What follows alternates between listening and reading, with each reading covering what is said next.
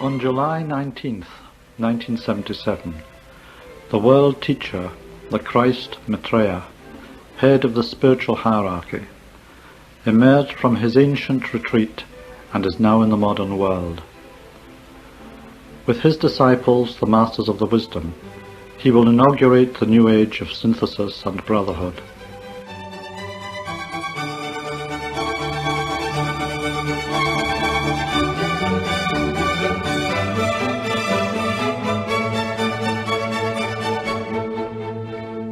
Good morning and welcome to our World Teacher Programme on Wellington's Access Radio 106.1 FM, presented by Teresa and David on behalf of Share International New Zealand. Today's programme is based on an interesting article which featured in the May 2018 edition of Share International magazine.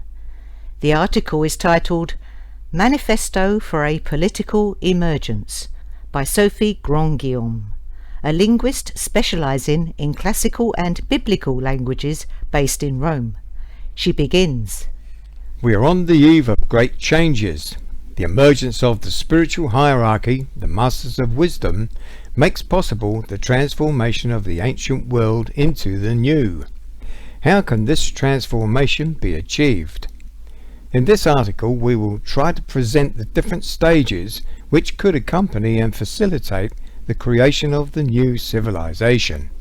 Let us first consider the emergence as a political act. What is the emergence? It is the externalization of the spiritual hierarchy, which is to say the coming, the return of the hierarchy to the outer everyday world. In this context, it is reasonable to question the way in which people in everyday life perceive and receive this return. How can we ensure that the reception is correct and unfolds under the best possible conditions?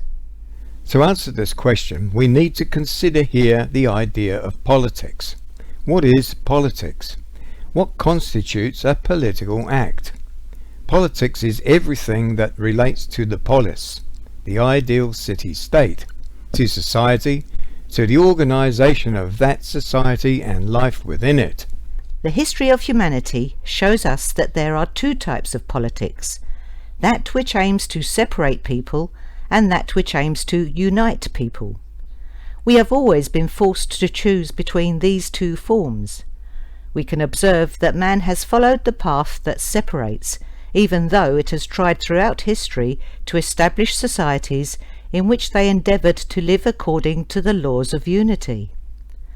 What has humanity lacked that would enable it to live according to the laws of unity? Seeking to create unity on a purely material level is not enough, and seeking to create unity on the purely spiritual level is also not enough. Focusing too much on one or the other has led to failure. The future of humanity, therefore, lies in the correct expression at the same time and in the same space of these two polarities, the material and the spiritual.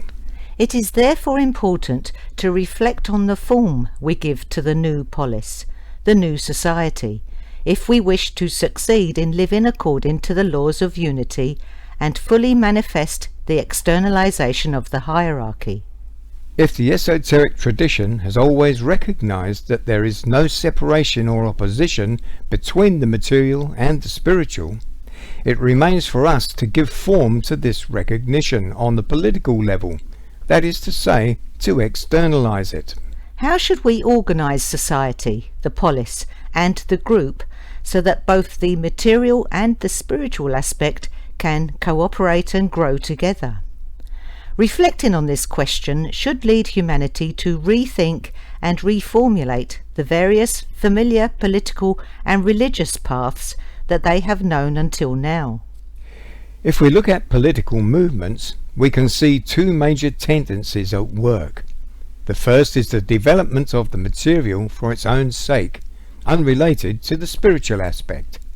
This tendency can be observed throughout human history, and as its hallmark, the non-knowledge of and non-recognition of the spiritual. Its name today is capitalism in all its variants. The second political tendency is the development of the material not for itself, but for mankind.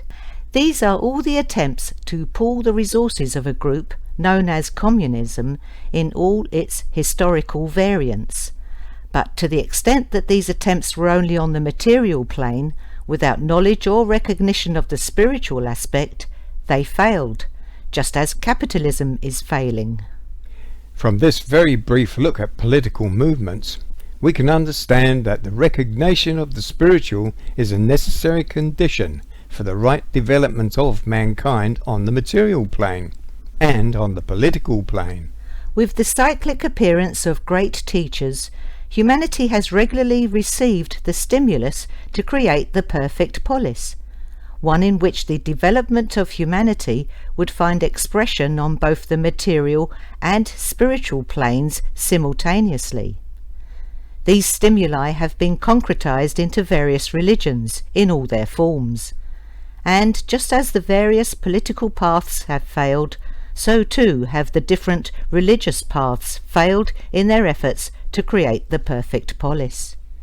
This is largely due to the promulgation of dogmas that have become like material laws and have led to a misunderstanding of the relationship between the material and spiritual aspects of life, and subsequently between the political and religious fields. The many attempts at religious communism, attempts to create the perfect society, have also remained dead letters because they have developed in the shadow of official religious structures, with no connection to the political sphere or any external reality. What has been lacking in the major religions is a proper understanding of what religion is, and subsequently a correct enunciation of politics and religion as inseparable, without either being subordinate to the other. The period that is opening up before us, therefore, is full of hope and full of the possibility of experimentation. It will mean no less than the redefinition of the combined political and religious fields as the sphere in which humanity attains the fullness of the self. The new civilization or polis will be the correct expression through and in their structures of the harmonious relationship between the political and the religious, at the service of the development of the self. What shape could this future polis, this new civilization, take? We can get an indication of what it may be like when we read Maitreya's priorities. It is extraordinary to read of a priority entitled Introduction to the Mysteries. Maitreya tells us that humanity will reach a scientific understanding of the religious, and that this scientific approach to religion will inform the life of man, both as individuals and as a group. Politics will be re-evaluated according to the laws of life and love. Politics, life in society, and scientific understanding of the divine will no longer be separated, nor will one be subordinated to another. No dogma can emerge from either the political or religious field, because the two will be understood as being two sides of the same coin. There will not be a spiritual life as opposed to a non-spiritual life. Everything will be understood as belonging to the same energy, expressed in different needs and requirements. Society will be organized according to the laws of life and love, and around moments of introduction to the mysteries. In its relationship to the spiritual sphere, politics recovers its meaning. By reconnecting with the spiritual aspect of life in a scientific way, living in society finds meaning again. Politics will assume a sacred aspect insofar as it will be the appropriate arena on the outer physical plane for receiving the forces of invisible higher planes. The religious life will be lived as the simple relationship to and connection with the higher planes. It will be the simple and direct experience of the higher forces, free of any official and dogmatic structure. There will no longer be a disconnect between politics and religion. The creation of this new civilization will not be achieved in a day.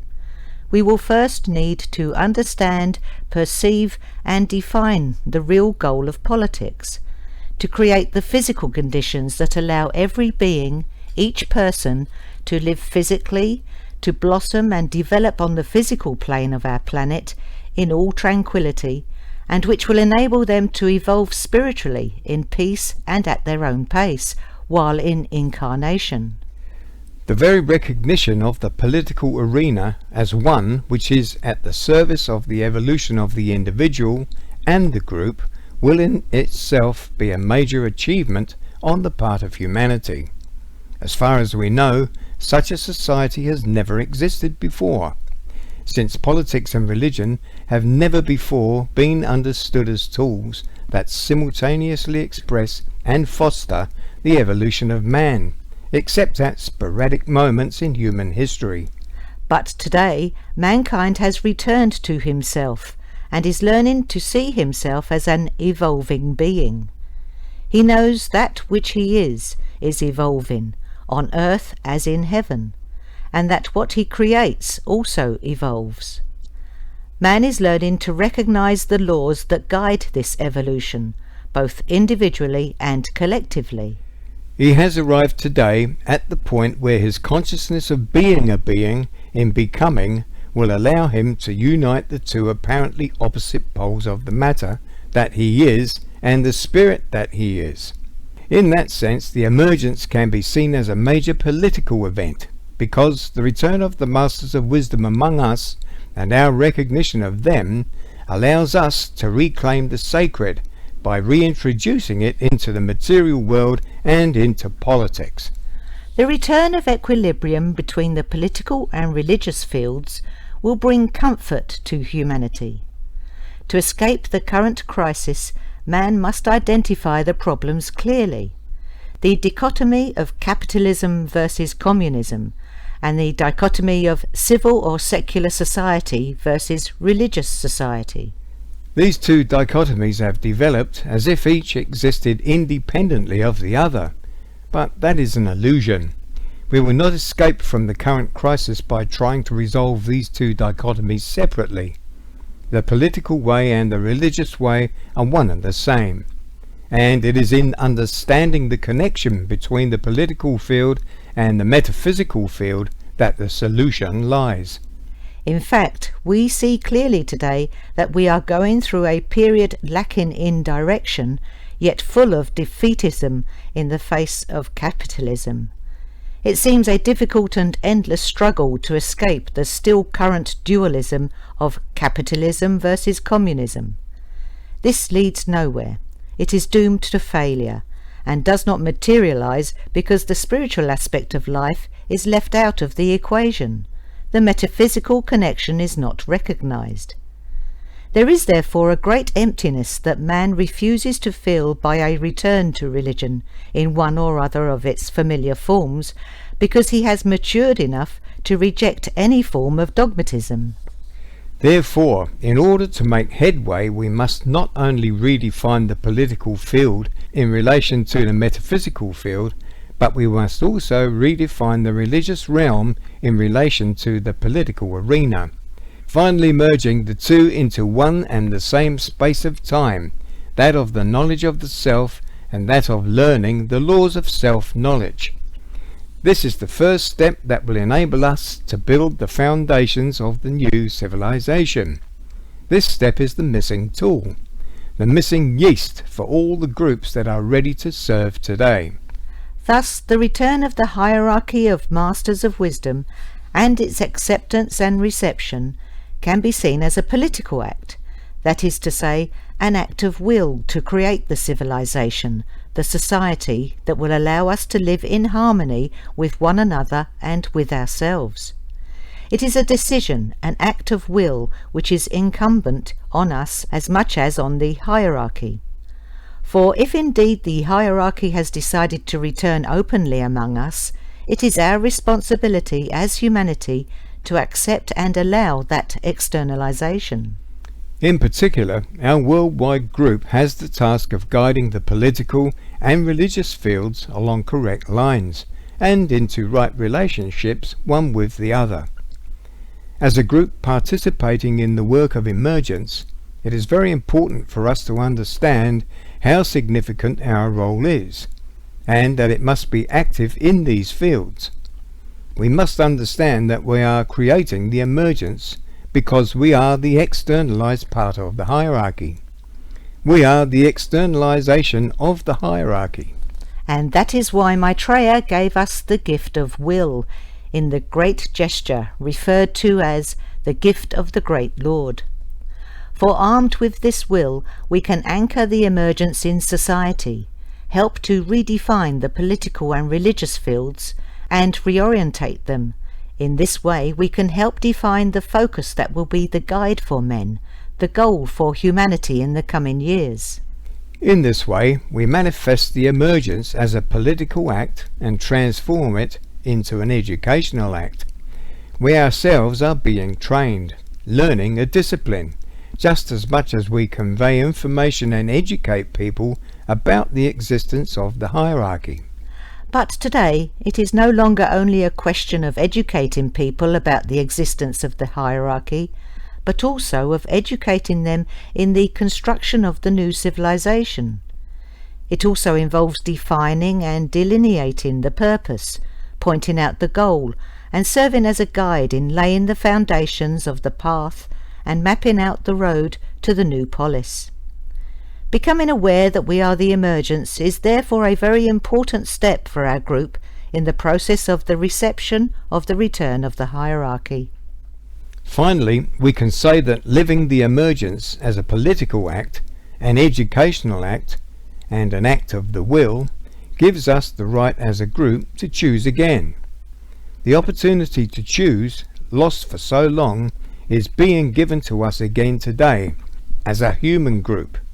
Today, by an act of will which can be applied in the political field, we can make a conscious decision to work with and for the light.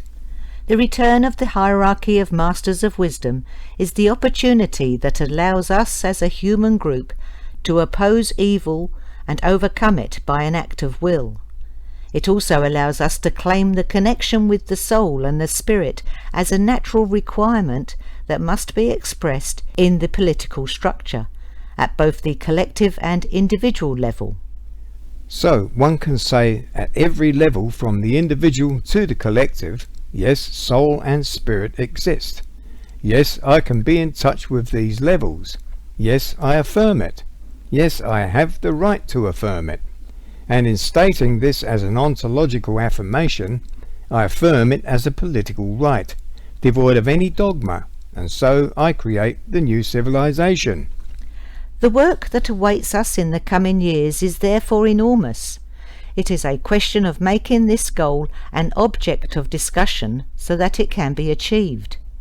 It is a question of defining the steps that will guide us towards this goal, redefining the political and religious fields, reorienting them in the right direction at the service of human evolution, and affirming knowledge of the self as a natural requirement for structuring the political field.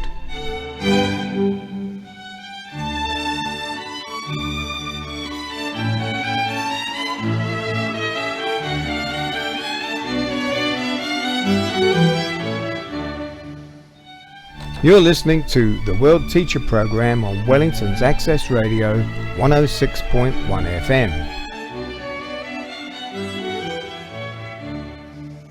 Our next article is by Benjamin Krems Master and is sourced from Share International magazine, September 2018. It's titled The Noah's Return and begins. Seldom in the world's history has there been a time like the present, a time of such convulsive change and promise for man. Once again, in the turning of the great wheel, man is about to discover a new meaning and purpose behind the outer manifestations of his life, and to renew contact with the source of all his wisdom and inspiration. After long and due preparation, the ancient body of Noah's, the spiritual hierarchy, is returning to the world of men, ready to implant there the seeds of knowledge and truth, which will take men to the heights from which the gods smile down. In the immediate time ahead, men will come to know the Masters of Wisdom as their friends and allies on the long path of evolution, as their guides and mentors in an expanding awareness of the plan they serve, and as their guarantee of future and like achievement. At the present time, the Masters are gathering their forces for the onslaught on tyranny and greed, exploitation and want. They know that not all men are ready for the changes which must ensue, but they know too that most men by far desire a new dimension of life, and are ready for the deeds and sacrifices which will bring it into being. They will not be slow to respond to the counsel of the Great Ones. Make ready to see them and to answer their call. Make ready to act and to aid them in their task. Make ready too for the stream of new light, new life, and new knowledge which will flow from them into the world. Thus will all be changed. Thus will the old be swept away and a new era begin. Thus will the teachers revitalize men's lives and create the conditions for the emergence of a new man. The new man will demonstrate his allegiance to the truth that humanity is one, held together by the force of love itself, by his tolerance and harmlessness, his correct relation to all the kingdoms. The new man will be known by his capacity for right action, intuitively understood by his ability to interpret rightly the will of God. Thus will gradually emerge the God who sits within the heart of all men, potential, waiting to be called into manifestation by the actions of man himself. The key to this development lies in a growing working relationship between the Masters and men. From this will grow a bond so deep that naught can sever it, creating thus a channel for the gifts of wisdom, love, and knowledge which are the Masters to bestow. Their divinity will call forth the divine in man, and men will discover that they have been forever gods. All of this will not happen in a day, but slowly and surely the divine in men will respond to the fire of the divine love and wisdom which radiates from the Masters. They will gather round that fire and find among the flames the reflection of their future. So will it be, for so it has been decreed by the Lord of Life himself. Shortly now the Masters will be seen and known for what they are, the guides and teachers of the race of men, the elder brothers of humanity, the knowers in whose hands lies the destiny of the world. Welcome them into your midst, and be prepared to serve with them. Be generous with your offering of service, and become their co-workers. Know that they know the way, and will take you with them to the gates of freedom. That concludes the Master's article, and now we've just enough time to play a short clip from Maitreya's message number 23, as given through Benjamin Creme. My teaching will proceed from now. Gradually, men will know of my presence. Take heed and begin to follow a new course.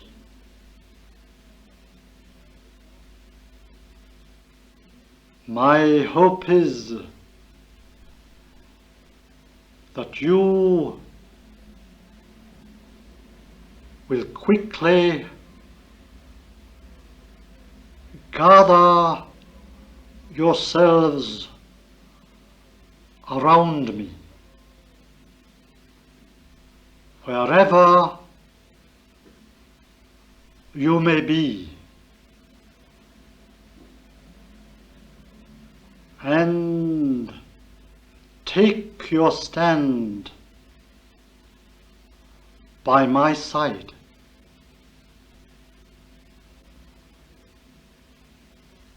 men and women throughout the world who share my hopes for a new life for men will lead the way, and together we shall make safe the world.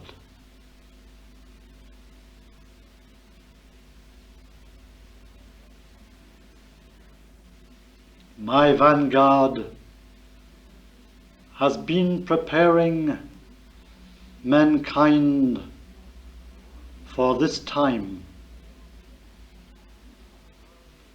There are few in the world who know not in their hearts that my return is nigh. On all levels, this truth resounds. And that's our programme for today. If you have any questions or would like to know more about the World Teacher Maitreya and the Masters of Wisdom, please call us on 06 3646 101 or visit the website share-international.org. To inquire about Share International magazine subscriptions, books by Benjamin Creme, or our monthly free of charge newsletter, the number is 04 234 1133, or write to P.O. Box 9576 Wellington.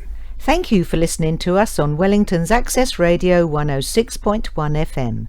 And please tune in to our next World Teacher programme on Christmas Day, Saturday the 25th of December at the usual time of 10 a.m. You can listen again to this programme and previous ones by visiting our website at share-international-nz.info and click on the radio tab.